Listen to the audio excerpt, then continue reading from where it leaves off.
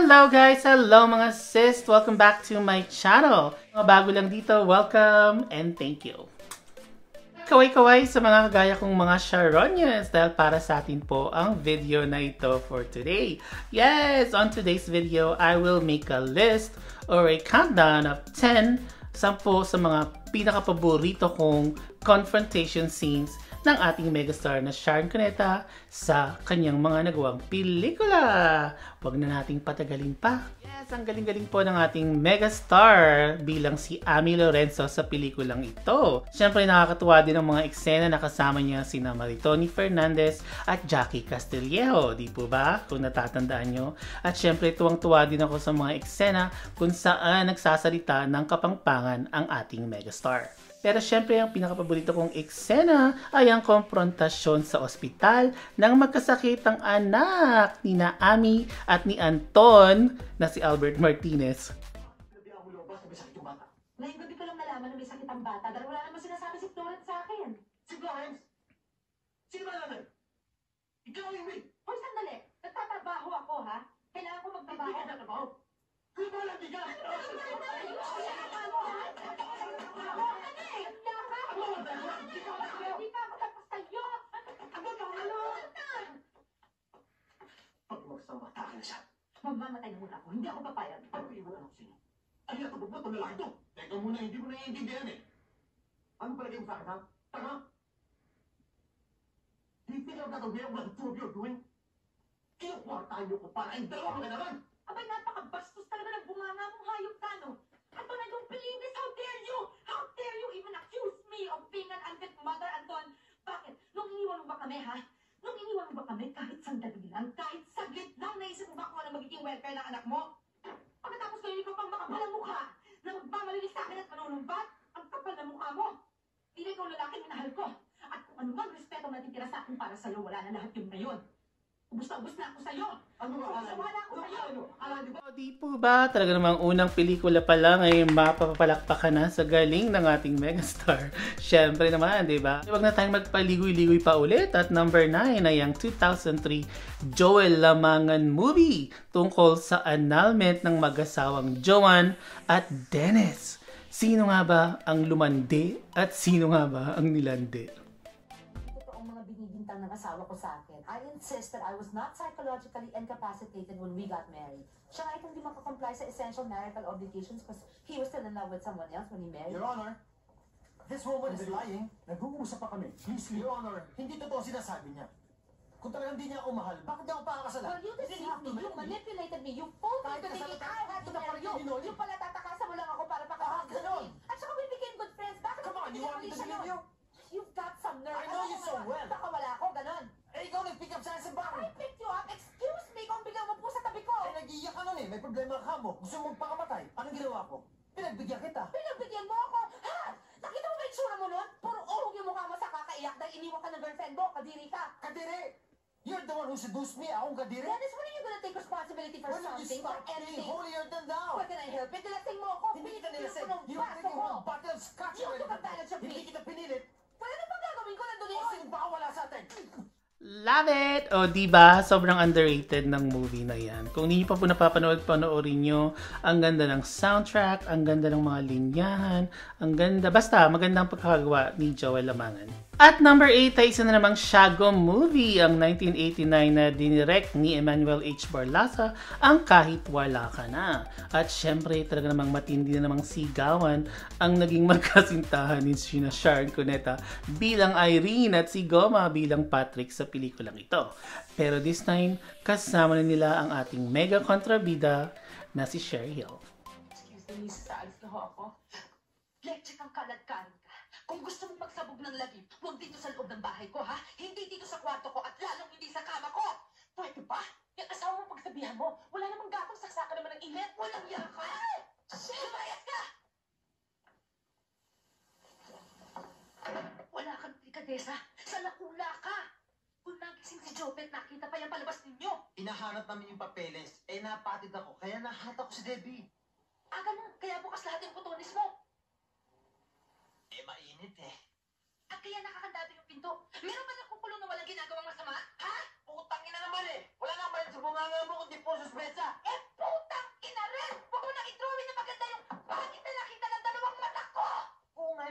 Tinutuling ka naman na selos!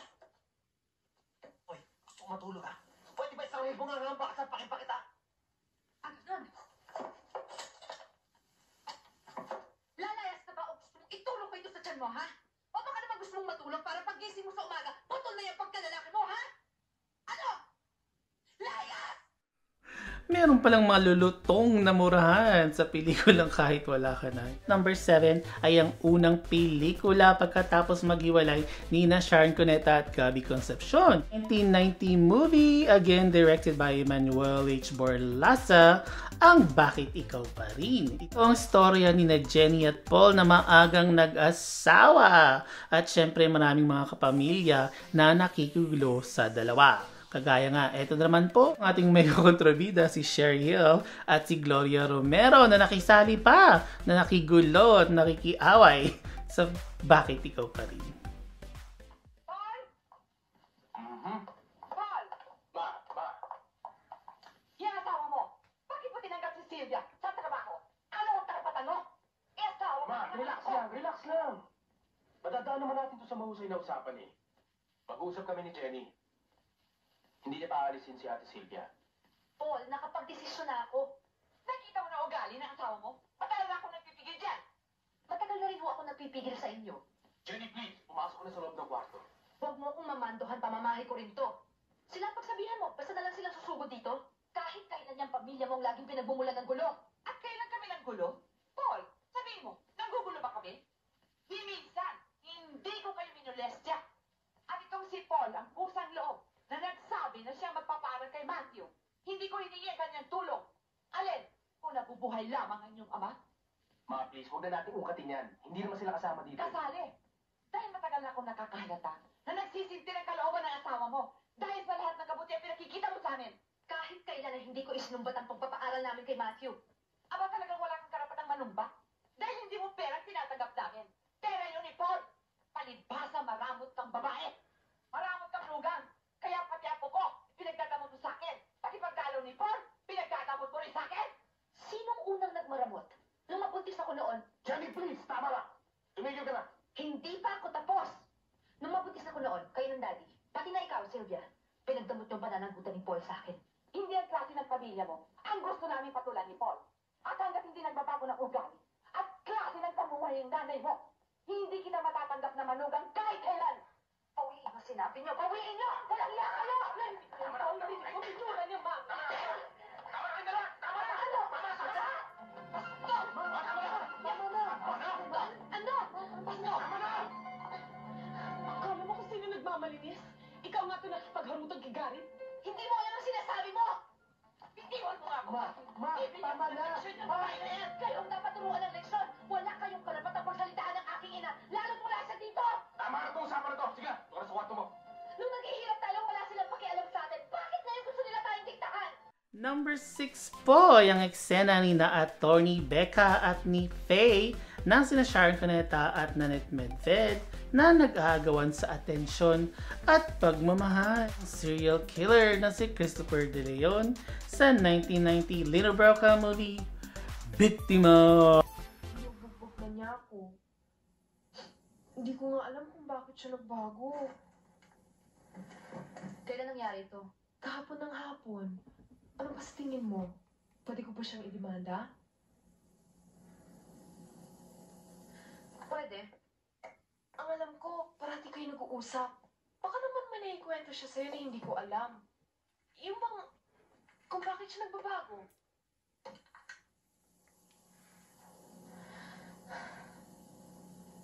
Ang sabi lang niya sa akin, maarte ka raw. At madalas ka daw mag-iimbento ng istorya. Gaya ng istoryang pinugbog ka niya kahapon.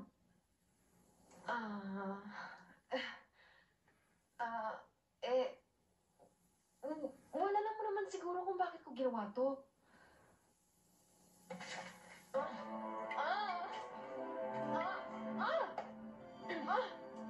Alam kong makeup lang yung pasamo. At alam kong hindi totoong binugbog ka ni Jean kahapon dahil nandito siya ng mga oras na yon. Abay talagang inaagaw mo nga pala siya sa akin, ano? Hindi ka na kontento sa asawa. Kaya dinivorce mo siya. Ngayon, gusto mong agawin sa akin si Jane. Dahil sinusumpong ka ng panlalalaki. Bibigyan kita ng leksyon sa batas, Faye. Yan. Yan ang slight physical injury, ha? Pwede mo ko demanda niyan.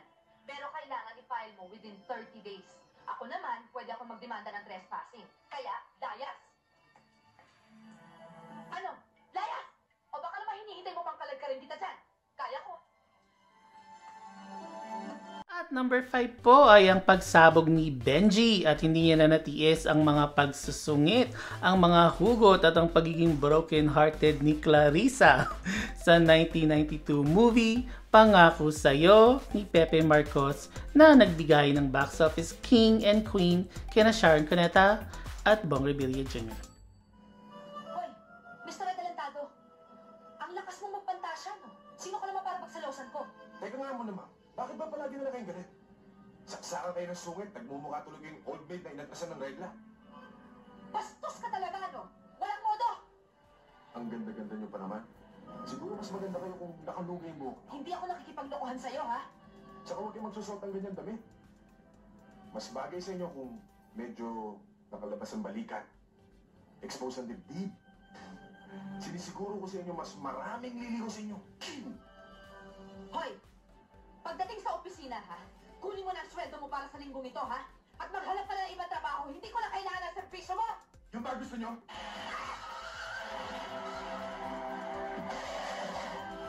Walang niya, ha? Saan ka pupunta, ha? Bahala ka na sa buhay mo! Ano ba? Nakataon mo kayo sa dala! Hoy! Tumigil pa yan! Ito po, mo! Sinapan nyo!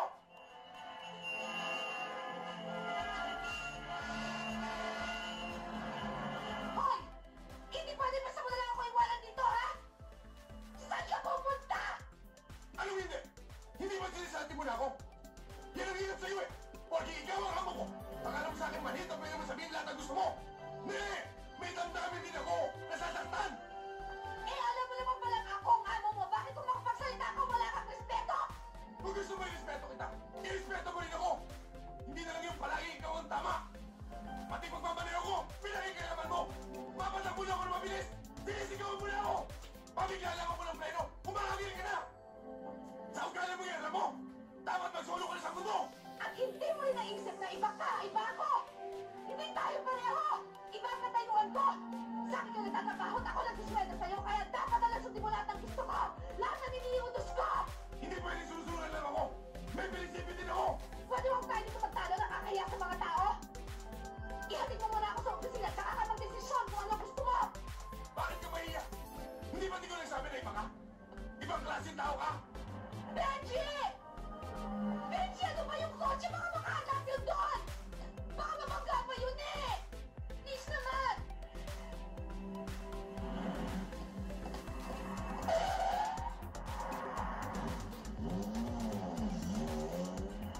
Marunong ka rin pala makiusap eh.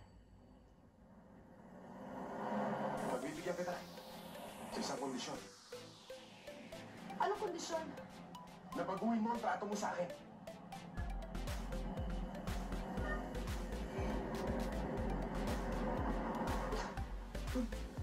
Oo na, sige na. Galit ka yata eh. Napahinay nakangiti nga, oh. May palakad naman ka ba? Ay, marunong ako tumupad sa usapan, ha? Kung ganyan ba eh. Ako dyan tayo. Oo, sir.